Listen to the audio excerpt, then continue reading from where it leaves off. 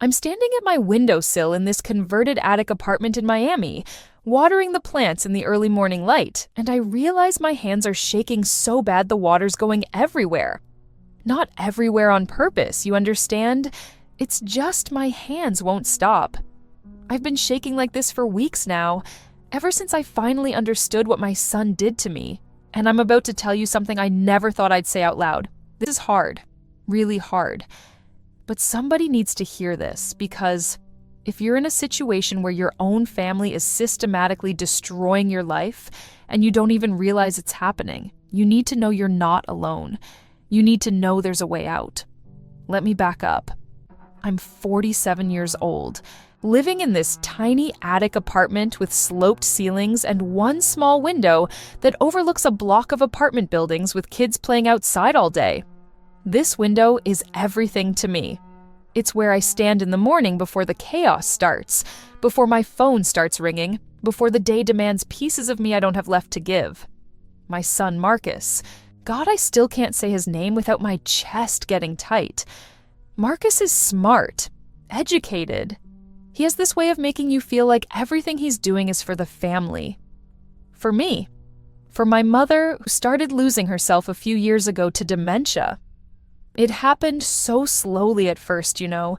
She'd repeat herself. She'd forget where she put things. And Marcus, he was so concerned, so present, so helpful. I should have seen it coming. See, I've always been loyal to my family. That's just who I am.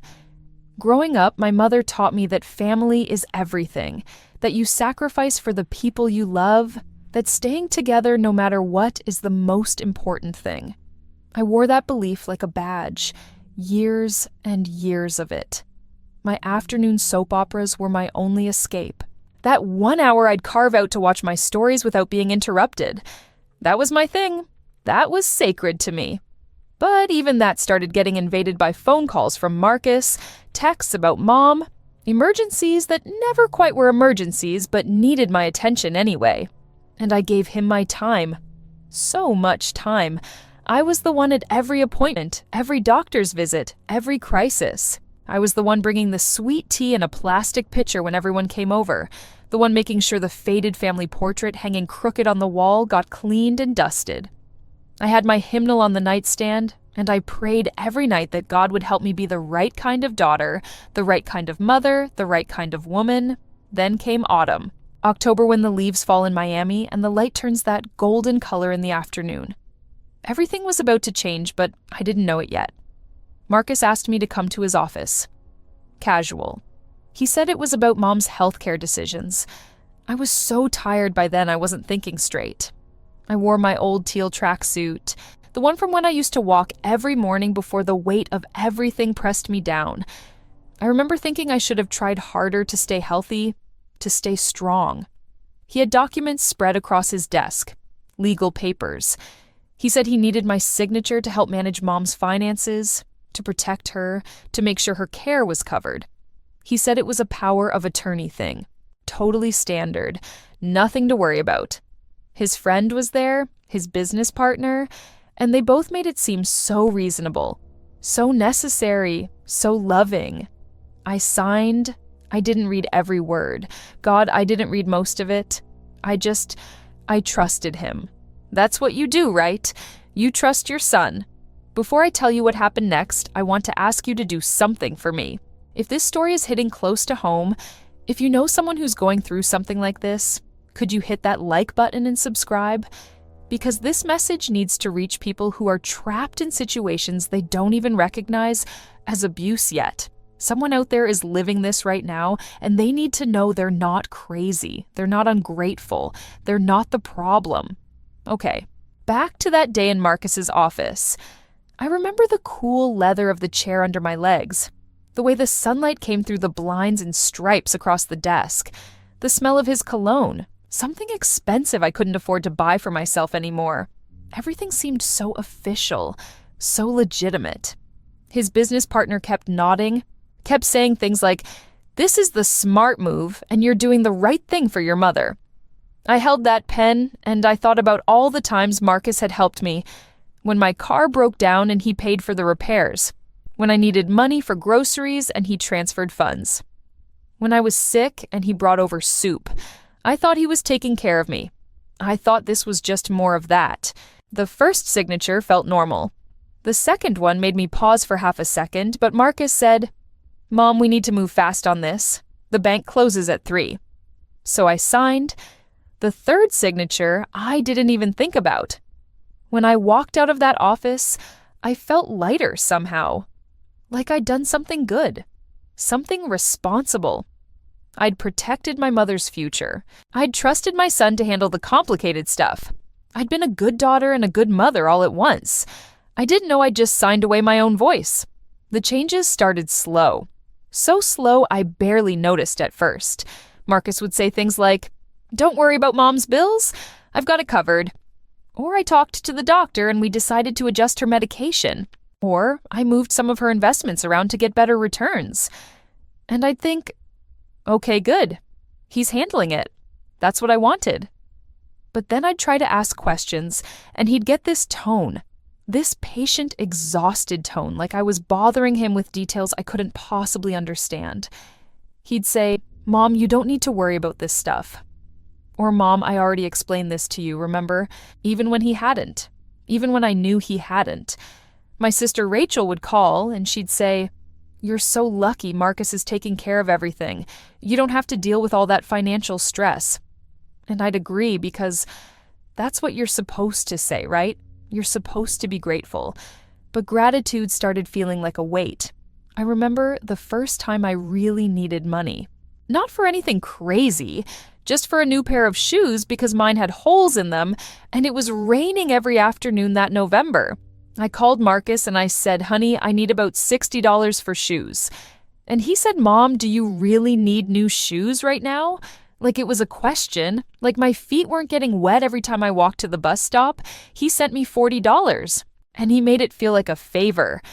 That's when the weight started getting heavier. I started noticing things. Little things at first. My name wasn't on Mom's bank statements anymore. When I'd visit her at the assisted living facility, the staff would say, "Oh, Marcus already approved that," or "Marcus said we should do it this way." Like I didn't exist. Like I wasn't her daughter too. I tried to talk to Rachel about it. I said, "Does it seem weird to you that Marcus makes all the decisions now?" And she said, "What's weird is that you're complaining about someone helping." She said Mom would be so disappointed in you for being ungrateful. That word. Ungrateful. It became the weapon they used every time I asked a question. I threw myself into being useful in other ways. I couldn't control the money or the medical decisions, but I could still be present. I started going to see Mom every single day, sometimes twice a day. I'd bring her the sweet tea she liked in that plastic pitcher because the facility's tea was never sweet enough. I'd brush her hair. I'd read to her from the hymnal with my name written inside the cover. And every afternoon at 2:30, I'd rush home to watch my soap operas. That 1 hour. That was mine. Even when Mom didn't remember I'd been there that morning, even when Marcus called during my stories to tell me something I allegedly already knew, even when Rachel sent passive-aggressive texts about how I should be spending more time with Mom instead of watching TV, I held onto that hour like a lifeline, because it was the only time nobody was taking something from me. I used to have hobbies, you know. I used to walk every morning in my teal tracksuit, feeling the Miami air on my face, watching the neighborhood wake up. I used to meet my friend Linda for coffee on Thursdays. I used to volunteer at church on Saturday mornings, helping set up for services, feeling useful in a way that wasn't about obligation. But slowly everything got swallowed up by being available, being grateful, being the good mother who doesn't ask questions. Marcus started talking about inheritance, about what Mom wanted, about how she'd told him years ago that she wanted him to handle everything when she was gone. And I'd think, did she really say that? Because I don't remember Mom ever saying that. But then I'd remember that I signed those papers. I gave him the authority. So maybe she did say it. Maybe I just wasn't there. Doubt became my constant companion. I'd stand at my windowsill in the morning, watering my plants, and I'd think about the faded family portrait hanging crooked on the wall. It's from 15 years ago before Dad died. Before Mom got sick, before everything got complicated. We all looked so happy. Marcus was 25 in that picture, still in college, still full of dreams about starting his own business. Rachel was pregnant with her first baby, glowing and excited. And Mom and Dad stood in the middle holding hands like they'd done for 40 years. I used to look at that picture and feel proud. Now, I look at it and wonder when we stopped being those people. The thing about abuse is that it doesn't announce itself. It doesn't show up with a sign saying, "Hello, I'm here to destroy your life." It shows up looking like help, looking like love, looking like someone doing you a favor. And when you've been taught your whole life that family is everything, that loyalty is the highest virtue, that sacrifice is how you prove you love someone. You don't recognize abuse even when it's standing right in front of you, holding legal documents with your signature on them. You just think you're not being grateful enough. October turned into November, and November turned into December. The holidays were coming, and I was so tired, so bone-deep exhausted. Marcus kept saying we need to talk about Christmas, about what we're doing for Mom, about the budget. And every conversation ended with me feeling like I'd done something wrong, even though I hadn't done anything at all. I stopped walking in the mornings. Just stopped. One day I woke up, and I couldn't put on that teal tracksuit. I couldn't face the neighborhood, couldn't pretend everything was fine, while I walked past the same houses and the same people, and carried this growing knowledge that something was very, very wrong in my life. Marcus didn't notice for 3 weeks. 3 weeks of me not doing the thing I'd done every morning for years, and he didn't say a word. Didn't ask if I was okay, didn't wonder why I'd changed my routine. That's when I started understanding. Really understanding. He didn't actually see me anymore. I was just a problem to be managed, a name on documents to be controlled, a voice to be silenced. My mother was disappearing into dementia, and I was disappearing into my son's version of care. I kept showing up, though, kept bringing the sweet tea, kept brushing Mom's hair, kept praying with my hymnal every night, asking God to help me understand what I was supposed to do, kept watching my afternoon soap operas at 2:30, even though I could barely follow the plots anymore, because my mind was always somewhere else, wondering how I'd gotten here, wondering when exactly I'd stopped mattering. Christmas came, and Marcus hosted at his house. Big dinner, fancy table, his wife Rebecca doing most of the cooking while I sat in a corner trying to be helpful, but mostly just feeling like a guest in what was supposed to be a family gathering. Rachel was there with her kids, and they all laughed about something I'd missed, and I realized I hadn't been included in the planning at all. Hadn't been consulted about what to bring, or what time to arrive, or whether Mom could handle the stimulation. I'd just been told to show up. We brought Mom from the facility for a few hours. She was confused, kept asking where Dad was, kept calling Marcus by his father's name. And I watched my son handle her with practiced patience, gentle and kind. And I thought, how can someone be so gentle with his grandmother and so cruel to his own mother without even realizing he's being cruel? That's the thing about people who abuse through control. They don't see themselves as abusers. They see themselves as problem solvers, as the responsible ones, as the people who step up when others can't. And maybe that's what Marcus told himself. Maybe he really believed he was helping. But belief doesn't change what he was doing to me. I drove home that night in my old car, the one that barely runs, the one I can't afford to replace because I don't have access to money anymore, and I looked at all the houses decorated with lights, and I thought about the woman I used to be. The one who'd walk in the mornings feeling strong, the one who'd volunteer at church feeling purposeful, the one who'd watch her soap operas feeling entertained instead of using them as an escape from reality. I missed her. God, I missed her so much. And I started wondering if maybe she wasn't gone.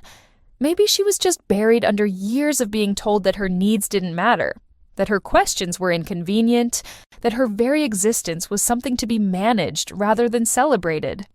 The new year came, and I made a resolution I didn't tell anyone about. I resolved to start paying attention, to stop making excuses, to stop explaining away the things that hurt, I resolved to see clearly even if what I saw broke my heart. January was cold for Miami. Not freezing, but that damp chill that gets into your bones when you live in a place that's not built for cold weather. I'd stand at my window in the morning watching the kids play outside, and I'd think about how resilient they were, how they'd bundle up in whatever jackets they had and just keep playing, keep laughing, keep being kids despite the cold. I wanted to be that resilient. But resilience requires something to push against. And I was starting to realize I'd been pushing against my own instincts for years. Every time something felt wrong, I'd tell myself I was being paranoid. Every time I wanted to ask a question, I'd remind myself to be grateful. Every time I felt hurt, I'd convince myself I was being too sensitive. I'd been my own worst enemy. Marcus called in February and said we need to sell Mom's house. Just like that. We need to sell Mom's house. The house where I grew up. The house where she and Dad built their life. The house that held every memory of my childhood, every holiday, every milestone. I said, "What do you mean we need to sell it?" I said, "Mom always said she wanted to leave that house to both of us." I said, "We should talk about this. Really talk. Not just make a decision over the phone while I'm standing at my kitchen counter holding a cup of coffee that's getting cold." He said, "Mom, it's already underwater on the mortgage, and the property taxes are killing us, and it's just sitting there empty." He said, "It's the smart financial move." He said, "I wouldn't do this if it wasn't necessary." And there it was again. That tone, that patient, exhausted tone that made me feel like I was being difficult for having feelings about my childhood home.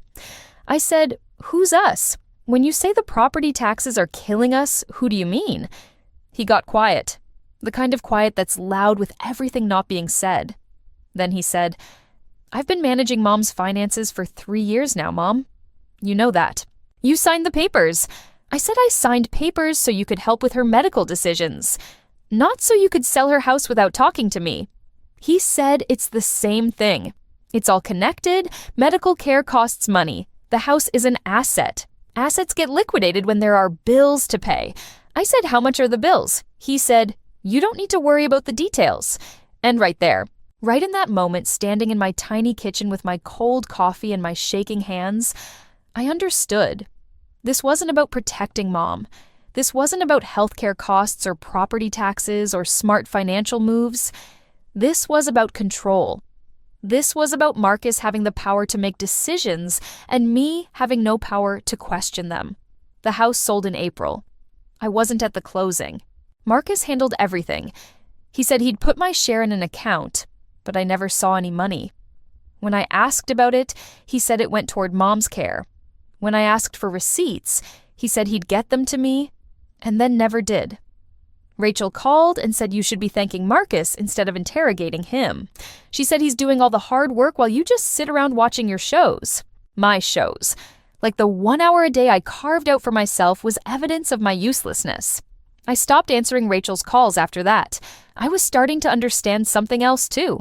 Rachel wasn't innocent in this. She was what that woman in the grocery store would later call a flying monkey. Someone who enables the abuse by making excuses, by attacking the victim, by protecting the abuser because it's easier than confronting the truth. Rachel had always looked up to Marcus. He was successful, confident, together. And she wanted to be on his team. Even if being on his team meant throwing me under the bus. The weight of that realization was crushing. I started having trouble sleeping. I'd lie awake at night staring at the ceiling of my attic apartment, listening to the sounds of other people's lives through the thin walls, and I'd think about money, about how I used to have access to my own accounts, about how I used to be able to buy shoes when I needed them, about how somewhere along the way I'd become financially dependent on my own son, not because I was irresponsible, not because I couldn't manage money, but because he'd systematically taken control of everything and made it seem like he was doing me a favor. My hands started shaking more, not just in the mornings, but all day. I'd be watching my soap operas and I'd look down and my hands would be trembling in my lap and I couldn't make them stop. That's what living in a constant state of gaslighting does to your body. It turns your nervous system into a live wire. I kept going to see Mom, kept bringing the sweet tea, kept brushing her hair. But now, when I looked at her, I felt this overwhelming grief. Not just because she was losing herself to dementia, but because I'd lost myself trying to take care of her. And the person I'd trusted to help me was the person destroying me. Mom would look at me sometimes with these moments of clarity, and she'd say, "Sweetheart, you look so tired." And I'd want to tell her.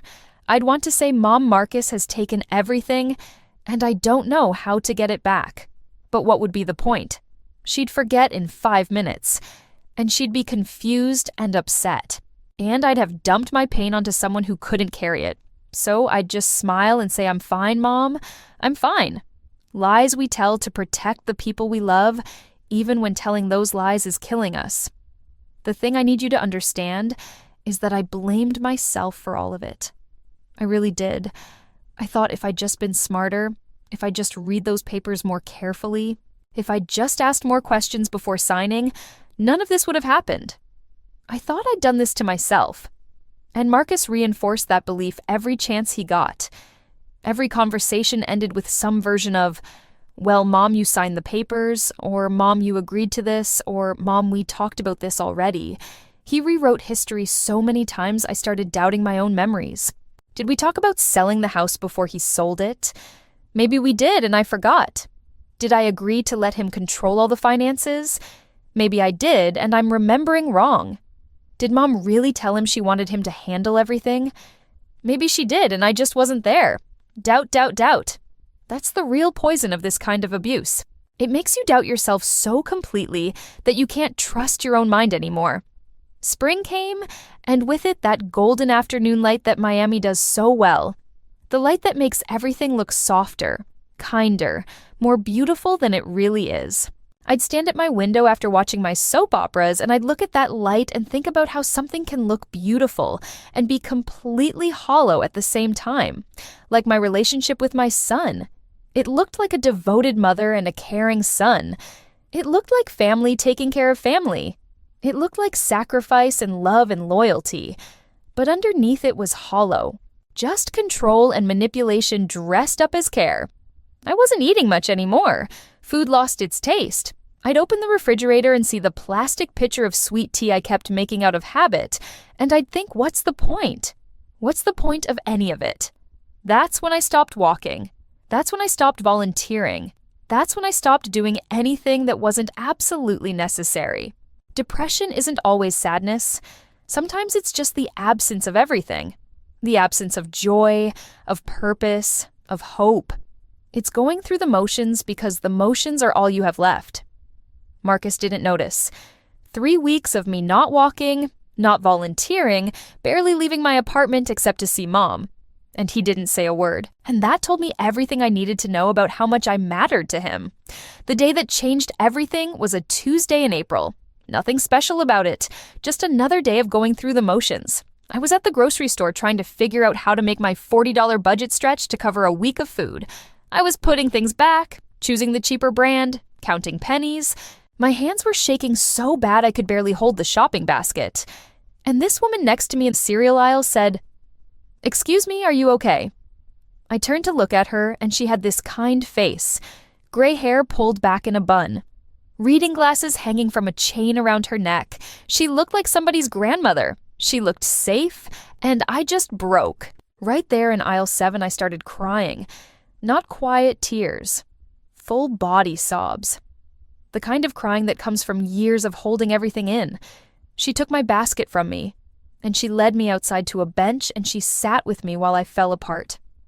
When I could finally breathe again, she said, "Do you want to talk about it?" And I told her everything. About Marcus, about the papers, about losing access to money and decisions and my own voice, about feeling trapped, about the house being sold, about nobody believing me when I tried to talk about it. She listened, really listened, didn't interrupt, didn't judge, just listened. When I was done, she said, "That sounds like abuse." I said, No, you don't understand. He's my son. He's helping. I'm just ungrateful." She said abuse doesn't stop being abuse because the person doing it is family. She said control is control. Financial manipulation is manipulation. Gaslighting is gaslighting. She said, "Do you know what a flying monkey is?" I shook my head. She explained. Flying monkeys are people in an abusive situation who enable the abuser. They attack the victim, they make excuses for the abuser. They help maintain the system of control. She said it sounds like your daughter might be playing that role. And something clicked in my brain. That's exactly what Rachel was doing. Attacking me for questioning Marcus, making excuses for his behavior, helping him maintain control by making me feel like I was the problem. This woman talked to me for an hour. She told me about resources, about lawyers who specialize in elder abuse and financial exploitation, about support groups, about how to start documenting everything, about how the first step to getting out is recognizing you're in something you need to get out of. She said you deserve better than this. She said it so simply, like it was a fact, like it wasn't even debatable. Nobody had said that to me in years. I went home and I did something I hadn't done in I don't know how long. I turned off my phone. Just turned it off. Completely off. No messages. No calls. No emergencies. No demands. The silence was terrifying at first. I kept reaching for my phone out of habit, expecting it to ring, expecting Marcus to need something, expecting to be needed, but it didn't ring because it was off. And slowly, the silence stopped being terrifying and started being peaceful. I spent that whole day alone in my apartment. I didn't check on Mom. I didn't call Marcus. I didn't respond to Rachel's texts. I just sat with myself for the first time in years. And I started thinking clearly. I thought about that woman's words. Abuse. Control. Flying monkeys. I thought about the papers I'd signed without reading, about the house that was sold without my input, about my own money being kept from me, about my own son treating me like I was incompetent while simultaneously relying on me to do all the emotional labor of caring for his grandmother. I thought about how I'd stopped walking, stopped volunteering, stopped doing anything that made me feel like myself. I thought about the woman I used to be, strong, capable, full of life, and I thought maybe she's not gone. Maybe she's just been waiting for me to remember her. That night, I wrote in a notebook I found in a drawer. Just wrote everything. About how I felt. About what had happened. About what I wanted. Not what Marcus wanted, or what Rachel thought I should want, or what family loyalty demanded. What I wanted. And what I wanted was out. The next morning, I turned my phone back on, and there were 17 missed calls from Marcus and 12 texts from Rachel. All variations on where are you and why aren't you answering, and is everything okay, and Mom needed you yesterday. I didn't respond right away. I made myself breakfast. I watered my plants at the windowsill. I stood in that morning light and I felt something I hadn't felt in years. Determination. I started making a plan. Not a dramatic plan, not some grand gesture. Just a quiet, simple plan to take my life back. First thing was money. I opened a new bank account that Marcus didn't know about, put $20 in it. That's all I had, but it was a start. It was mine. Second thing was documentation. I started keeping notes, dates, conversations. Times Marcus said one thing and then later claimed he'd said something else. Evidence of the gaslighting. Third thing was finding a lawyer. The woman from the grocery store had given me a name, someone who did elder law and financial abuse cases. I made an appointment. Fourth thing was practical. I started putting things in a suitcase. Not everything, just essentials, things I'd need if I had to leave quickly. A few changes of clothes, important documents, the faded family portrait because even though it hurt to look at, I couldn't leave it behind. My hymnal with my name written inside the cover. I didn't know when I'd use that suitcase, but I knew I needed it ready. Marcus came by 2 days after my phone blackout. He was angry. Said I'd scared him. Said Mom had needed me and I wasn't there. Said I was being selfish and irresponsible. I said I needed a day to myself. He said you don't get to just disappear. What if something had happened to Mom? I said, did something happen to Mom? He said that's not the point. I said, then what is the point, Marcus? And he got this look. This frustrated, exhausted look like he was dealing with a child who wouldn't listen to reason. He said the point is that you have responsibilities. You can't just check out whenever you feel like it. And I thought that's interesting, because you can make decisions about selling Mom's house without telling me. You can control all the money without my input. You can shut me out of medical decisions. But I can't take one day for myself. I didn't say that out loud, though. Not yet. Because I was still building my plan, still getting ready. I just said, "You're right. I'm sorry. It won't happen again." And he relaxed, because that's what he expected. That's what he was used to. Me apologizing. Me backing down. Me being compliant. He left thinking everything was back to normal. But nothing was normal anymore. I'd seen behind the curtain. I knew what this was now. And I was getting out. The lawyer appointment was in early May. Her office was in a part of Miami I'd never been to. Professional building, clean, safe. I wore my teal tracksuit because it was the nicest thing I had, and even though it was old and worn, I felt stronger in it somehow. Like I was connected to the woman who used to walk every morning with purpose and energy. The lawyer's name was Catherine. She was maybe 60, gray-streaked hair, sharp eyes. The kind of woman who doesn't miss anything. I told her everything. Showed her the documents I'd managed to get copies of. Told her about the house being sold, about the money I couldn't access, about Marcus's friend being there when I signed the papers, about how I didn't really understand what I was signing. She listened, took notes, asked questions. When I was done, she said, "You have options. Not great options, but options." She explained that the power of attorney I'd signed was broad, very broad.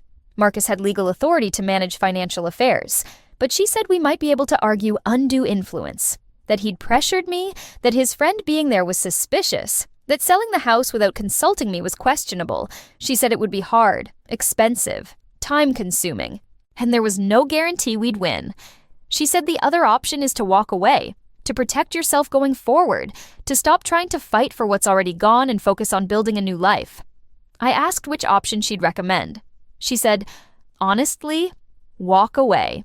You'll spend years and thousands of dollars fighting this, and even if you win, you'll have destroyed what's left of your family relationships. And you might not win." Marcus covered his tracks well. Everything he did was technically legal, even if it was morally wrong.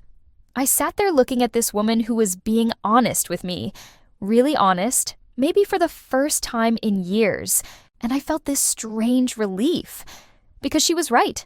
Fighting Marcus legally would destroy me. Not just financially, but emotionally. I'd spend years proving he was wrong, and in the end, what would I have? Maybe some money back. Maybe. Probably not. But I'd definitely have lost any remaining connection to my family. And the thing is, I didn't want to fight anymore. I just wanted out. I thanked Catherine, and I left her office, and I stood on the sidewalk in the Miami sunshine, and I made a decision. I was going to leave. Not fight, not argue, not try to get back what was taken. Just leave. I started looking for apartments. Nothing in Miami. Too close. Too easy for Marcus to find me, to show up, to pull me back in. I looked in other Florida cities. Quieter places. Places where I could start over.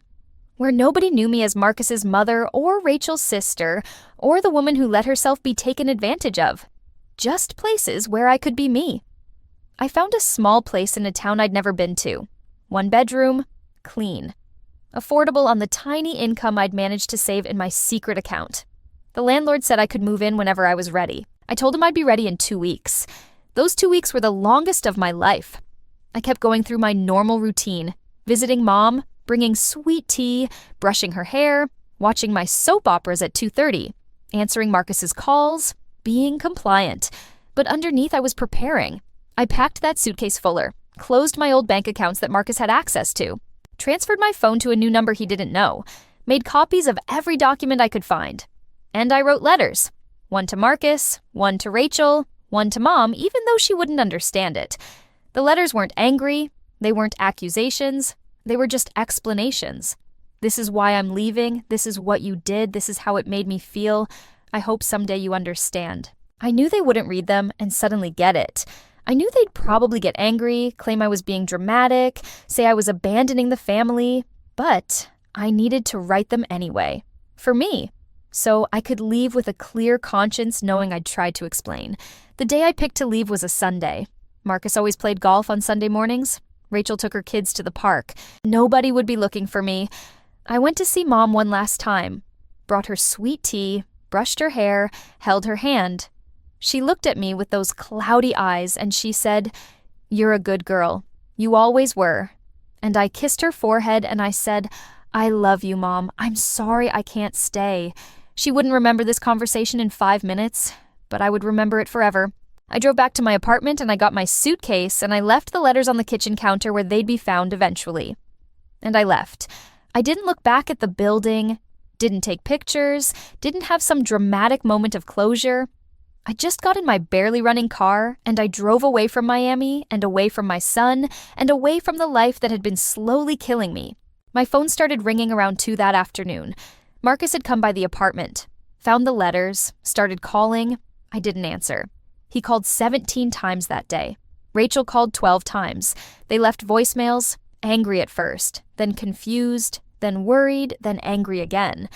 I listened to one voicemail, just one, from Marcus. He said, "Mom, this is crazy.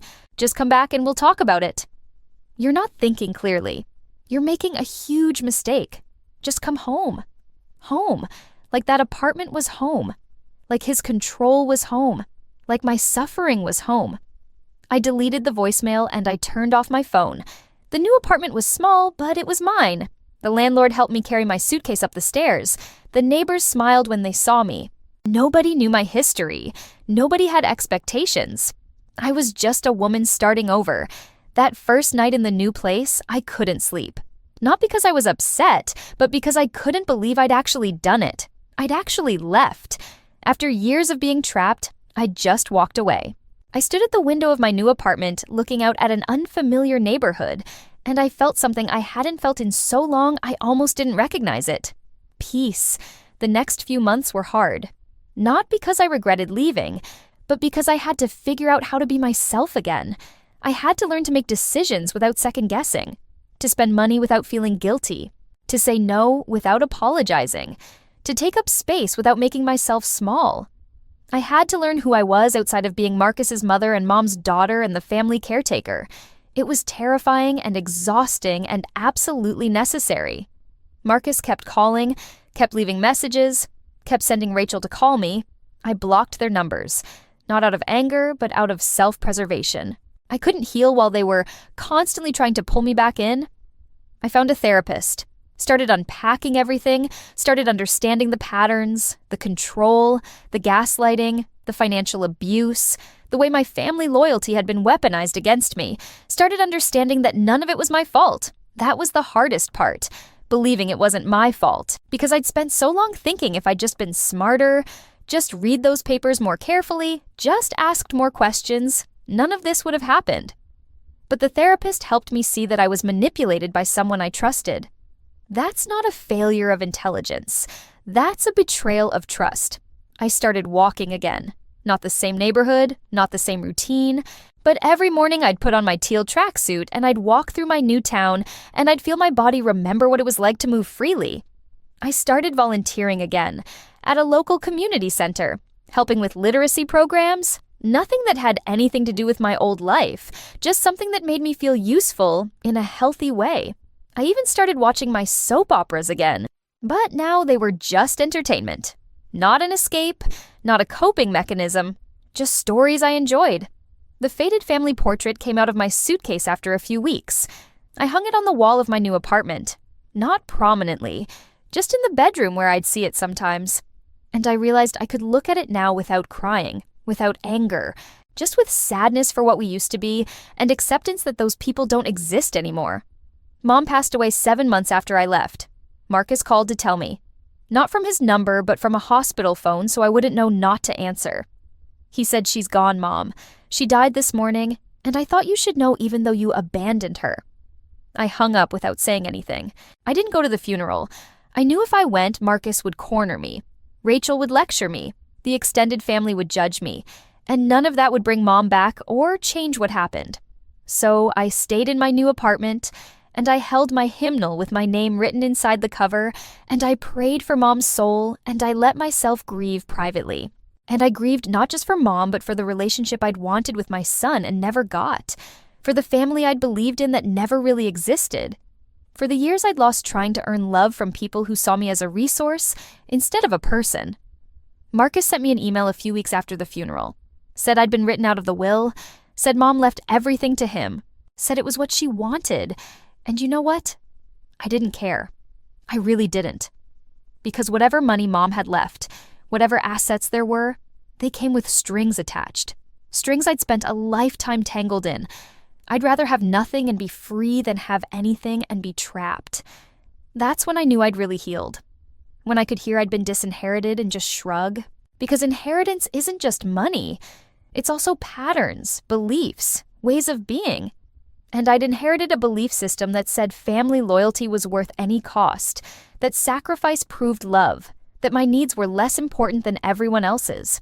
And I was done with that inheritance. I met new people in my new town. People who didn't know my history. People who saw me as I am now. Not who I used to be. I started dating someone. Nothing serious. Just coffee sometimes. Walks in the park. Easy companionship with no pressure. And I realized I'd never had that before. Easy companionship. Everything with my family had been loaded with obligation and expectation and history. This was just two people enjoying each other's company. It felt revolutionary. One day I was walking through town and I saw it. An Infiniti QX80 in moonstone white. Just parked outside a cafe, beautiful and expensive and exactly like the one I used to dream about. And I walked right past it. Because I realized I didn't want that car. I'd wanted what it represented. Success, comfort, proof that I mattered. But I'd been looking for those things from external symbols instead of finding them inside myself. I mattered whether I drove a fancy car or my barely running old sedan. My worth wasn't tied to what I owned or what I did for others, or whether my family appreciated me. I mattered because I existed. That was enough. A year after I left Miami, I got a message from Rachel. She'd found my new number somehow. The message said, "We need to talk. Marcus is in trouble. He needs help." And I thought about it. Really thought about it. Part of me wanted to know what kind of trouble. Wanted to help because that's who I'd always been. The helper, the fixer, the one who showed up. But I remembered what the woman in the grocery store had said. Flying monkeys enable the abuser. Rachel was trying to pull me back in, using Marcus's problems to manipulate me into re-engaging. I deleted the message without responding.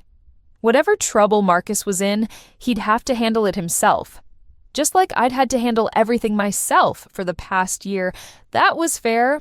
Around the same time, I started thinking about my mother's situation more, about her dementia and the care she'd received, and whether Marcus had really taken care of her properly, or if the money had gone somewhere else. And I found out something that made everything make sense. Research shows that almost 1 in 6 residents in nursing homes reports experiencing some form of abuse. 1 in 6.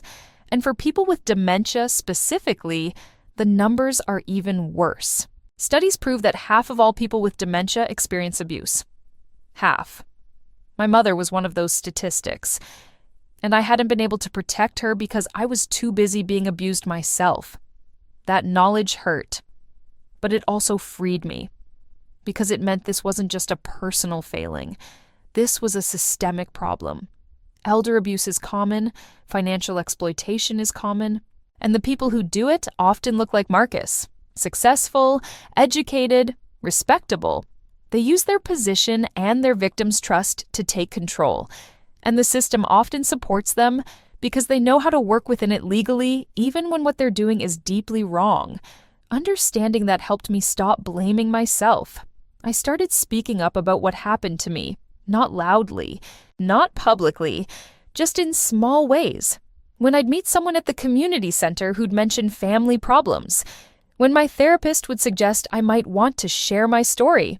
And I found out I wasn't alone. So many people had experienced some version of what I'd been through. A family member who took control, a parent or sibling who manipulated, a child who exploited. The details were different, but the patterns were the same. Control dressed up as care, manipulation presented as help, abuse wrapped in the language of family loyalty. And people stayed because they'd been taught that family is everything, that sacrifice proves love, that speaking up makes you ungrateful.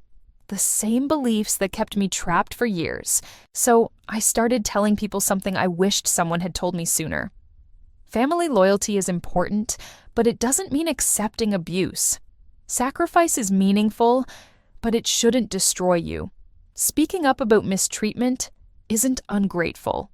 It's self-preservation. You can love someone and still need to protect yourself from them. You can honor family values without tolerating family dysfunction. You can leave and still be a good person. Those were revolutionary ideas to me. And based on the reactions I got from people when I shared them, they were revolutionary to a lot of other people too. The thing about enablers, about those flying monkeys, is that they're often acting out of their own fear and brokenness. Rachel wasn't evil. She was just so invested in Marcus being successful, in our family looking good, in everything being fine, that she couldn't admit the truth. Admitting Marcus was abusive would mean admitting she'd enabled it, and that was too painful. So she blamed me instead.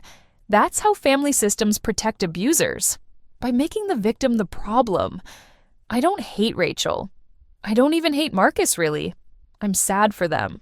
Sad that they live in a world where control and image matter more than authentic relationship. Sad that they'll probably never understand what they did. But their inability to understand doesn't make it less real. And my forgiveness doesn't mean I need to re-engage. I can wish them well from a distance and still keep my boundaries firm. 2 years after leaving, I finally felt settled. My new life wasn't dramatic or exciting. I wasn't living in some amazing place or driving that dream car or experiencing some Hollywood ending.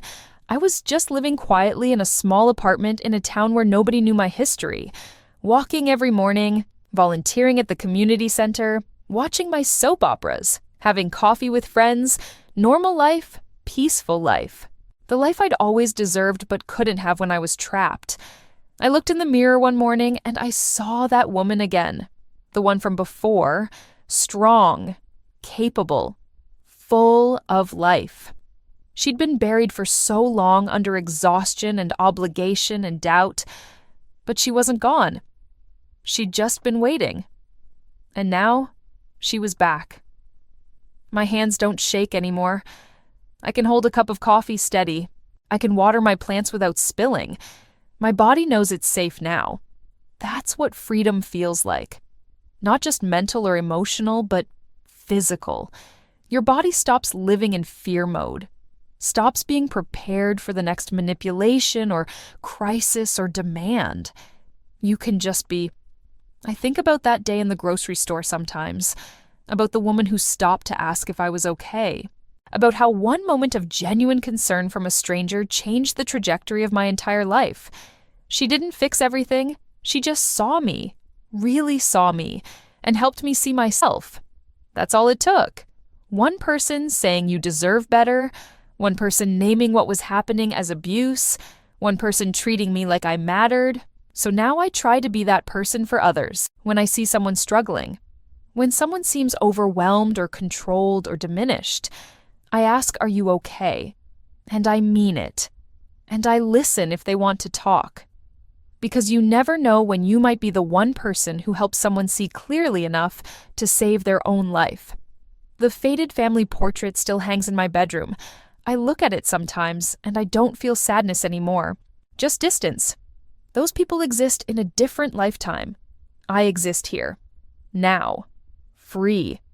And if you're reading this and recognizing your own story in mine, if you're in a situation where family loyalty is being used to justify your mistreatment, if you're sacrificing yourself for people who don't appreciate it and won't ever appreciate it no matter what you do, I want you to know something. You deserve better. You deserve to be seen and valued and treated with respect. You deserve to have boundaries that are honored. You deserve to live without constantly doubting yourself. And if the people in your life can't give you those things, you deserve to walk away. It's not abandonment. It's not betrayal. It's not being ungrateful. It's survival. Walking away saved my life. I mean that literally. I was disappearing. My hands were shaking constantly. I'd stopped doing everything that made me feel like myself. I was a shell of a person going through motions for people who saw me as a tool. If I'd stayed, I don't know what would have happened. But nothing good. So I left with one suitcase and a truth Marcus never expected. The truth that I mattered more than his control. The truth that my well-being was more important than family image. The truth that love without respect isn't love at all. He didn't expect me to figure that out. He thought I'd stay forever. Compliant, manageable, trapped. But I wasn't gone. I was just buried. And once I remembered who I was, once someone helped me see clearly, there was no keeping me there. So here's what I want you to take from my story. Pay attention to the patterns. If someone is systematically taking control of your life and calling it help, that's abuse. If you're constantly doubting yourself and second-guessing your memories, that's gaslighting. If your needs are always secondary to everyone else's, that's exploitation. Understand flying monkeys, the people who enable abuse, who attack victims, who make excuses for abusers. They're part of the system. You can't fix them. You can only protect yourself from them. Document everything. Keep records, take notes, save messages. If you ever need to prove what happened, you'll have evidence. Find your people. One supportive person can change everything. One person who sees you and validates your experience can give you the strength to save yourself. Make a plan. Don't announce you're leaving.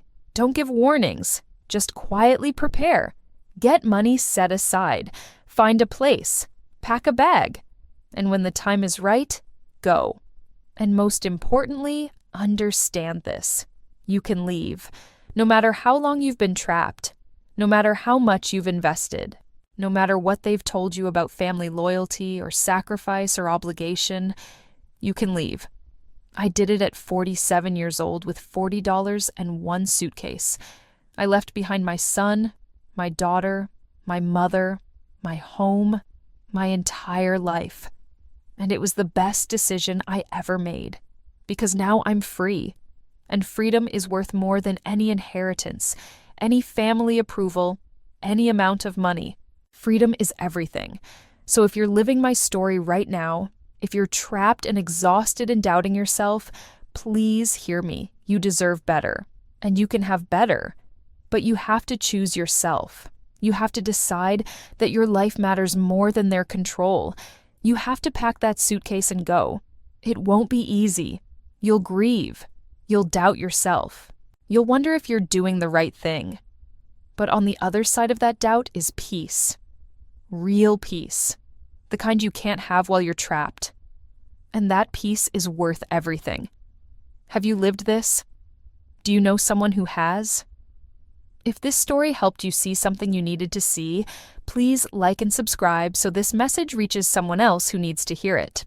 Someone out there is living in the exact situation I escaped from, and they need to know they're not alone. They need to know there's a way out. And maybe your share will be the thing that saves them. Just like that woman in the grocery store saved me.